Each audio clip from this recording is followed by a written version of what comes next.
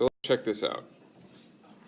So a new allele shows up in a population. It's got one of these three selection coefficients. Which one gets eliminated fastest from the population? Well, let's see. The good news was, at least the last time I checked, nobody chose B. Go figure. So we're kind of split. About 2/3 for 0.1. About 66% of the class says 0.1 and about 34% says 0.7. So it's about 2-to-1 in favor of 0.1. What do you think? How do you remember what the selection coefficient means? Yes, it's one of those two answers, I guarantee. I could be wrong, but I thought the selection coefficient was, if it's 1, that means it's 100% chance of being lost. Ah, so does the selection coefficient represent chance of being lost? We'll see. See, this is a problem with using the term selection, because without information like, are we selecting for or selecting against, it's hard to know, is a big number better or a big number worse? So all you have to do is remember, unfortunately, how to calculate a selection coefficient. Does anybody remember this from last class or look it up while you're taking the quiz? No? Did anybody actually look up the calculation of selection coefficient before they answered this? That would be allowed, of course. I mean, I want you to use the resources you have at your disposal. Who's really confident in their answer? So yeah, how do you calculate selection coefficient? Anybody? But yes, you. How do you calculate a selection coefficient? Isn't it 1 minus the ratio? It's 1 minus 1 minus something. Okay. We'll come back to that in just a second. So we'll find out who was right. Was it 0.1 or was it 0.7? Is a big S or a small s bad? So today we're going to keep working on selection and fitness, look a little bit more into this, and then we're going to switch and start looking at dynamics of how allele frequencies change over time, which is going to require graphing, you making some predictions about what you think, how rapidly, that is, like the quiz, how rapidly will mutations with different selection coefficients get kept in a population or lost from a population. So that's that second bullet point. That's the critical part to be able to do today. So for a brief reminder, we talked last class about measuring selection coefficients using this example from the textbook. Mice with different coat colors on different backgrounds, and we decided that the least fit mice would be the ones that have coat colors that don't match their backgrounds. Which means they have a higher reduction coefficient. Right, and these have high S, which we're about to see in a second when we review how we did the calculations of the selection coefficients. But yeah, that's the punchline. So large values of S means those alleles that have large values of S are selected against more. So here is that calculation. So selection coefficient, you set the most fit individual by convention to have a fitness of 1. And then S is defined as the difference, the reduction in fitness you get if you're one of the lesser fit morphs, types, varieties. So an S value of 0 means there's no selection. An S of 0.2 down here at the bottom means that there's a 20% reduction in fitness compared to the most fit. So an S value of 1 means 100% reduction in fitness, or if you get this allele, you die, or you don't reproduce. Oh, you said 1. 1, yeah. So 1 is 100% reduction in fitness. So right, if S equals 1, then the fitness of the light mouse on the dark background would be 1 minus s of 1, which is 0.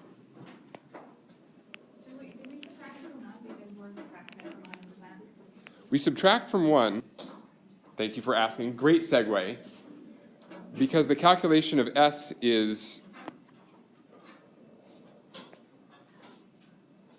1 minus the relative fitness of the most fit version, that's where that 1 comes from, minus the relative fitness of the least fit, or the lesser fit version. So it's two relative fitnesses that we're subtracting from each other. So all we're doing is we're looking at the difference of relative fitness. You've got a fitter, you've got a less fit, and the selection coefficient tells you the magnitude of the difference between the two. Is there always the most fit at 1? Yes, so we define the most fit allele to cause a relative fitness of 1. Indeed. So from last class then, we saw that a dark phenotype on a dark background, so dark coat on a dark background, had 90% of individuals survive. So there was some predation, so there's 90% probability of survival. If you were one of those mice, you'd have a 90% chance of living. But if you had a light coat on that same dark background, you'd be less fit. So 60% survival. So you just look, to figure out which one is the most fit, you just look at that column survival probability.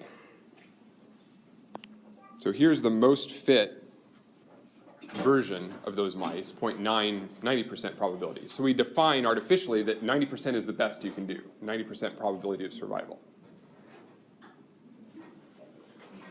And then you compare that to the survival probability of the worst of the two phenotype.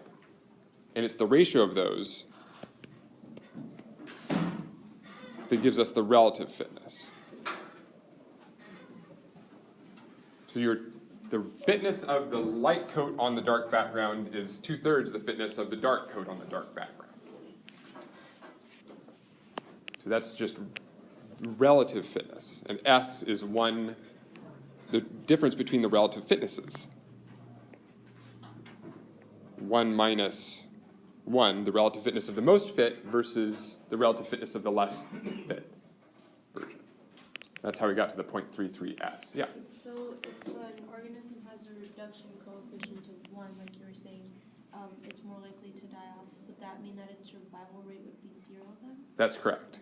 Yeah, so if you did calculate, or if I did tell you that there was an S of 1, a selection coefficient of 1, that would therefore require that the survival probability be 0.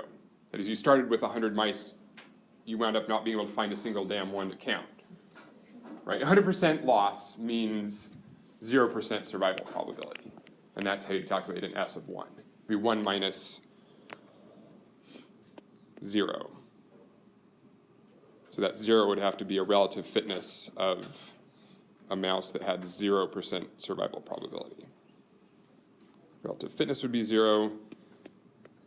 S would be 1 minus 0 or 1.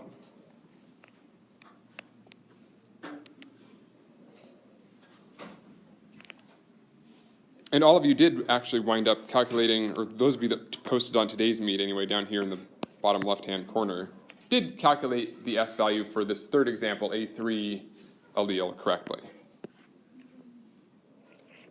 So I shouldn't have drawn those blue zeros in there because that's where I was going to work through that calculation for those of you that didn't attempt it yet.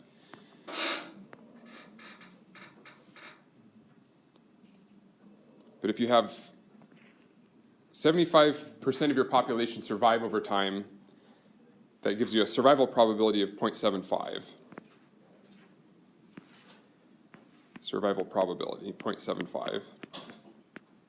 So what's the relative fitness? How do you calculate relative fitness?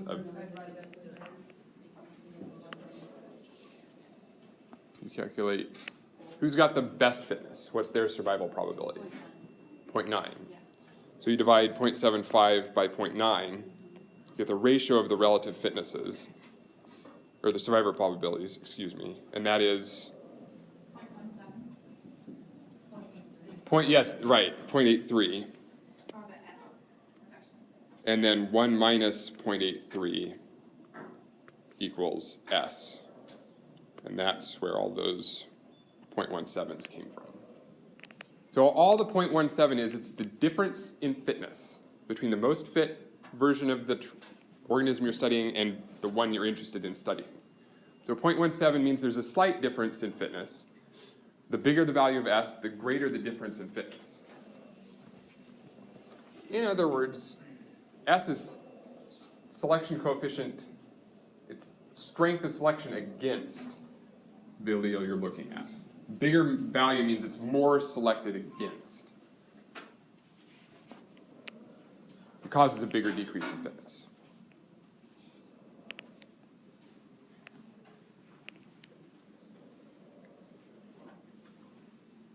So for those of you that did the quiz, the correct answer was whichever, I don't remember what the numbers were, the larger number.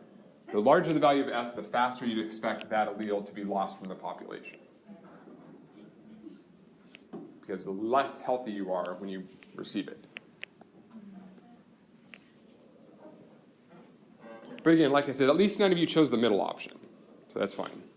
And now that we've had a chance to review, hopefully when this comes up on the final, you'll ace it. Any lingering questions, concerns, doubts that I can help address? Please. I noticed that you have on the bottom line, you have 0 and 0. Didn't you just calculate the relative fitness for that one to be 0.83? Sorry, that's what I meant when I said I should not have drawn those blue ones. That was a different scenario.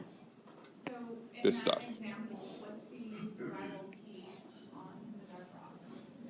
For, The bottom line. okay, for the real survival probability, that's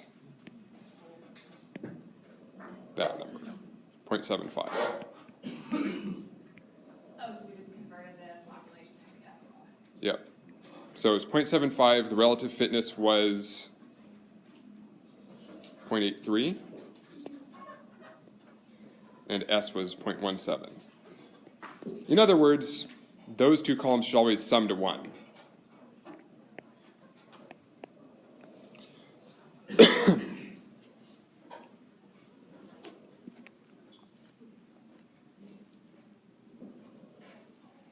Others?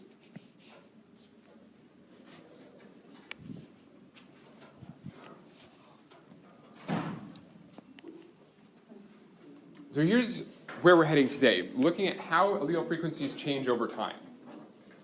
These are all models. So these are mathematical models, just plots of models. Scientists have derived, which I do not require you to do, nor to memorize, nor to remember. So when you read that section of the textbook with the equations, don't worry about it. I'm just interested in you understanding patterns, not necessarily the mathematics underlying them. So these are 3 different models for 3 different values of S. If an allele starts at a frequency of 70%, 70% of all of us in the room have a particular allele. For 3 different values of S, those are the 3 different data series, the 3 different lines, how quickly that allele is selected against. Goes from 70% to 0%, lost totally from the population.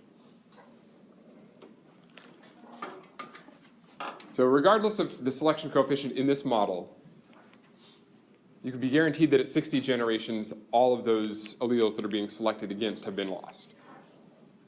That's what it means that all of these lines go to 0 at 60 generations. That mutation is no longer found in the population. So which one do you think has the largest selection coefficient? Yellow. Right. So this is basically the largest value of S. It's essentially the same question I asked in the quiz. How rapidly do you think an allele with a specific selection coefficient would be lost from a population? Bigger value of S means it's less fit. The difference between the fittest version of the organism you're studying and the current version you're studying is biggest, largest S, largest strength of selection against.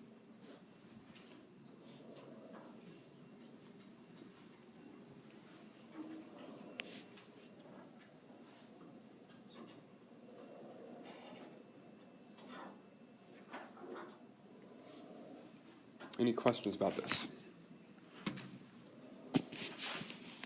So you should be able to predict, one of the goals is you should be able to predict from looking at a plot like this, can you rank what the selection coefficients might be just by looking at the plot? You wouldn't be able to actually determine the selection coefficients from the plot, but which one's biggest, which one's smallest, values of S. So why does the yellow line have the largest S? Is that because the allele frequency declines at a faster rate? Right. So it gets lost, it reaches 0% faster than the other two lines. So you'd expect something that has a very small s, like this top line. Once it reaches a very small, low frequency in the population, it takes a long time for that to be lost.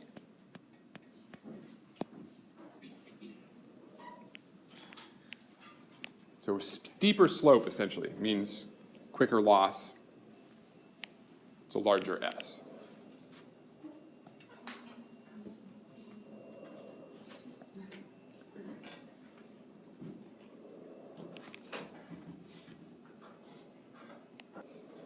And those happen to be the actual values of S that were used in this model.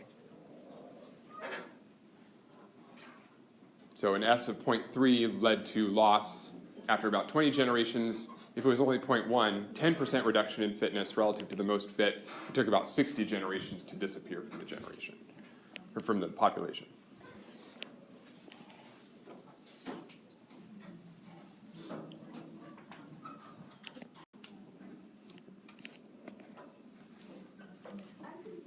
How are these made? Are they assuming that all the populations start off the same? Yeah, so all of those models use the exact same equation, just substituting different values of S. So the starting conditions, what sort of things would you need to know to write a model, an equation, for how allele frequency would change? What sort of factors would you have to incorporate into that sort of a model? What sort of parameters about the system you're studying would you want to know how quickly allele frequencies will change? I'm thinking the population size matters. Right, population size is critical. How big is the population? That'll affect how quickly allele frequencies change. What else do we know changes allele frequencies? Immigration. Exactly, so immigration and emigration. So normally these mathematical models, you just say there will be no immigration and emigration. We don't factor that into the formula. But yes, absolutely population size. Often these formulas don't incorporate mutation. They just say, we assume that there's no mutation, there's no immigration, there's no emigration. There's no natural selection, so all you're left with is how big is your population and how quickly does the allele frequency change based on the strength of selection. Great question. And if you look in your textbook, you'll find that formula and you'll find what factors, what parameters it does incorporate. So they're pretty simple equations, actually. Other questions before we switch gears? So that's it for selection coefficients, strength of selection. Now we're going to move on to different types of natural selection. So there are two broad categories. Hopefully you've read about these already. I just want to go through an example of each and answer any questions you might have about how to distinguish these types. That's the goal. How can you tell what sort of natural selection you're looking at? Is it frequency dependent or is it frequency independent? There's two big categories, and there are a few examples of each that we'll go through in class. So one is frequency independent. That means the change in frequency has nothing to do with, the strength of selection has nothing to do with how prevalent in the population the trait is. So selection doesn't care whether or not it's a rare trait or a common trait. It's independent of frequency. So now's a good time to make a prediction. So say there's a new allele 1, just A1, and it shows up in a population by mutation, by chance, at random, at some point, one individual gets allele A1. So say it's got 3 different dominance relationships with the ancestral allele. So new allele is A1, and it's now in a population along with the second allele, A2, the one that was already there. So assuming that allele 1 is dominant to allele 2, if that gene, if that allele A1 is selected for,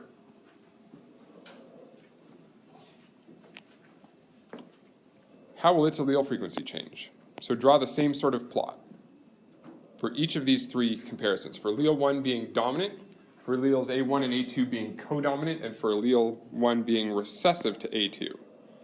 I'd like you to draw 3 different plots. Take about 5 minutes. Feel free to discuss with a neighbor and post a screenshot to the Google Classroom assignment that I've got going for this. So in each of these, the plots should look similar to what we just looked at. What's the x-axis? Generations or time, something like that. So over time, what's the frequency of allele 1? So in each case, it starts at the bottom because it just showed up. There's only one individual that has it, so essentially it has a frequency of just over 0. What will happen to the frequency of that allele over time? What does the curve look like? Take about 5 minutes. Send me a screenshot. And if you have any questions, do please raise your hand.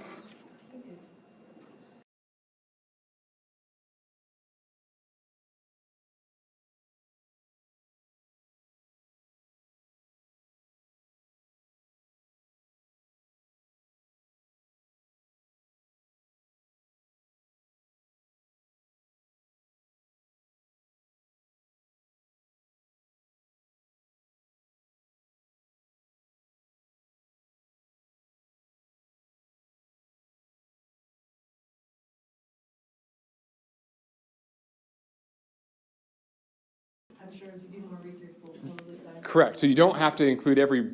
Oh. Yeah. So don't do spend all weekend looking up all the references you're going to need for the paper. But the ones you've got so far, how do those references fit into this structure? Okay. Last point. I had a phone call with our rapper friend, Baba Brinkman, on Wednesday, and this is what he proposed. So he found this video that was hot last summer. I don't know if any of you actually know this song or not, but if you don't, I encourage you to go watch this. It's not a video, it's just the track, but go listen to the video and the lyrics if you like. And the reason that Baba picked up on this is because he liked the chorus, which sounds a lot like natural selection. So he proposed to us doing a custom rap that has to do with natural selection, the evolution of novelties, things that have never been done by natural selection before. I ain't never did this before. So he wants the rap to be like Mother Nature, natural selection, talking about evolutionary adaptations that have never been done before. So that's how he proposed. So we had a brief back and forth discussion trying to firm up details. So that's kind of what we've settled on so far. So a little bit more detail. What he wants to do is he's going to do 2 different recordings. He's going to record one track where he raps the entire thing with input from us on lyrics and topics. He's also going to rap a track where he leaves some parts out, maybe the choruses or maybe some key parts. He'll send me the lyrics and both of those tracks, and then we can decide, for example, the bottom 2 points. Do we want to have some or all of us do some of the rap choruses or do individual raps to add to the track? Or if we don't want to do that, we could just take the track that he rapped all the way through. So if people are feeling adventurous and want to participate, that'd be awesome. And then, as I had told you before, he's also going to rap his parts in video against a green screen so that we could produce a video to go along with it. So we could create a video, we could just stop at the audio, or we could just take what he sends us and be done. So those are the options. So he asked me to ask you, as part of the collaborative effort, to send ideas of evolutionary novelties. I ain't did this before, no. I ain't never did this before. So he'd like ideas from you. See, I can't rap. He'd like ideas from us on evolutionary novelties that could be topics for him to riff on as he writes parts of the lyrics. So I'm going to open, in just a second, I'll open this Socrative quiz, which is going to ask you basically 3 things. Would you like to be involved in audio recording, either as a group or as an individual? Would you like to be involved in video recording, again, either as a group or as an individual? And 3, suggest a few topics of evolutionary novelties that might be interesting to rap about. Loss of the tail, color vision, whatever. So be creative, come up with interesting evolutionary ideas, and I'll leave this Socrative quiz open for the next couple of hours. I have to launch a new one at 11 for my genetics class, so it'll stay open until just before 11 for you to contribute this information. The other thing that I'd ask you to do, if you're interested, is to watch the video that's linked here. This is an inspiration to Bubba, at least, of what he thinks this might wind up being. This is a rap about gene expression regulation that some students at another university did. But it should maybe give you a flavor for what our product might wind up looking like if we really push on. So with that said, I'm going to launch this new Socrative quiz. Not for points, just for giving feedback on this process. And then I'll see you next class. Have a fabulous weekend.